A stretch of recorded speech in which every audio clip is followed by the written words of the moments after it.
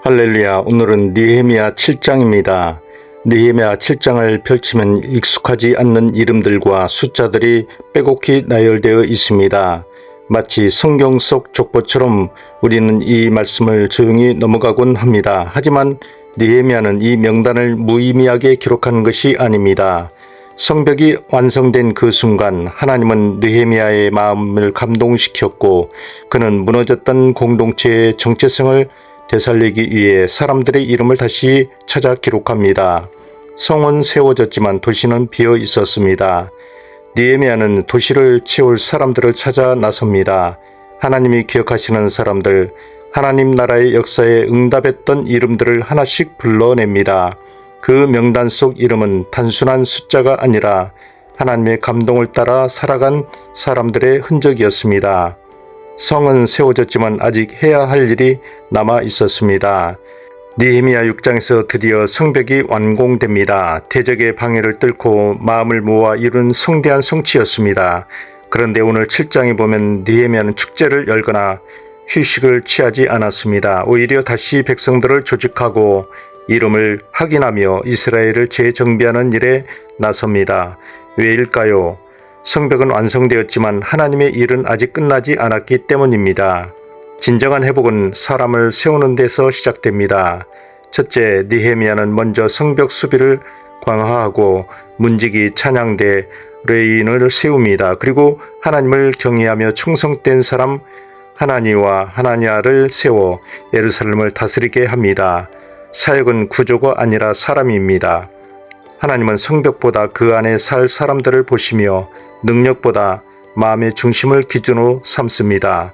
오늘 우리의 교회도 마찬가지입니다. 하나님은 충성된 사람, 하나님을 경외하는 사람을 통해 일하십니다.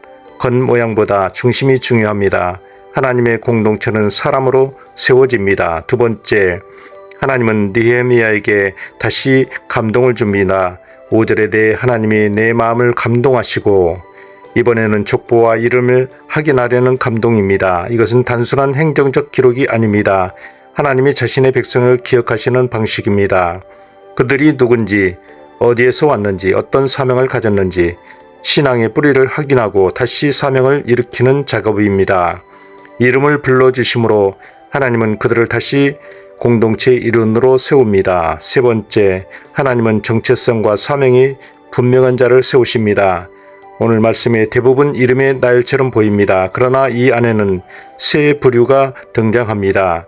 8절에서 38절까지는 일반 백성들, 39절부터 56절은 제사장, 레위인, 성전 일꾼, 61절부터 65절은 족보가 불분명한 사람들, 특히 64절에 보면 족보가 확인되지 않자 제사장 자리에서 제외됩니다. 하나님은 단지 일할 사람을 원하시는 것이 아니라 정체성과 사명이 분명한 사람을 찾으십니다.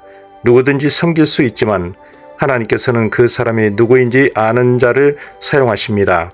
오늘 우리는 내가 누구인지 알고 살아가고 있습니까? 내가 교회에서 맡은 사명은 정체성과 연결되어 있습니까? 네 번째, 하나님께 기록되는 삶은 헌신으로 이어집니다. 명단 정리가 끝나자 족장들이 자발적으로 헌금을 바칩니다. 성전 회복을 위한 금, 은, 제사장, 옷 등 풍성한 예물이 드려집니다. 이 헌신은 강요가 아닌 감동에서 시작된 자발적 헌신이었습니다. 하나님이 기억하시는 사람은 하나님께 자신을 드립니다. 성도는 구원받은 사람만이 아니라 헌신하는 사람입니다. 마지막 73절은 이렇게 마무리합니다. 온 이스라엘 자손이 자기들의 성읍에 거주하였느니라. 각자의 자리에서 예배를 준비하는 사람들, 이제 8장에서 하나님의 말씀을 들을 준비가 되었습니다. 이것이 진정한 회복입니다. 하나님의 명단에 있는 사람들의 특징을 정리하면 첫째, 하나님을 경외하는 자들입니다. 하나냐는 하나님을 경외함이 무리 중에서 뛰어난 자였습니다. 하나님께 쓰임받는 사람은 하나님을 두려워하는 사람입니다. 두 번째, 신앙의 정체성과 소속이 분명한 자입니다. 족보와 가문, 공동체에 속한 자들만이 명단에 올랐습니다. 우리도 예수 그리스도 안에서 새로운 정체성을 받은 자들입니다. 세 번째, 헌신으로 공동체를 세우는 자입니다. 명단에 있는 자들은 단지 이름만 잊지 않았습니다. 물질과 삶으로 헌신했습니다. 명단은 곧 사역의 자취이자 믿음의 증거입니다. 결론적으로 느헤미야 7장은 하나님께서 기록하신 사람들의 이름을 통해 그들의 귀환이 하나님의 구속 역사 속에서 중요한 의미를 지닌다는 것을 강조합니다. 이 명단은 그들이 하나님의 백성으로서의 정체성을 확인하고 하나님과의 관계를 재확인하는 중요한 역할을 합니다. 우리는 어디에 이름을 남기며 살아가고 있습니까? 세상의 기록이 아니라 하나님의 마음에 기록되는 인생이 되기를 바랍니다.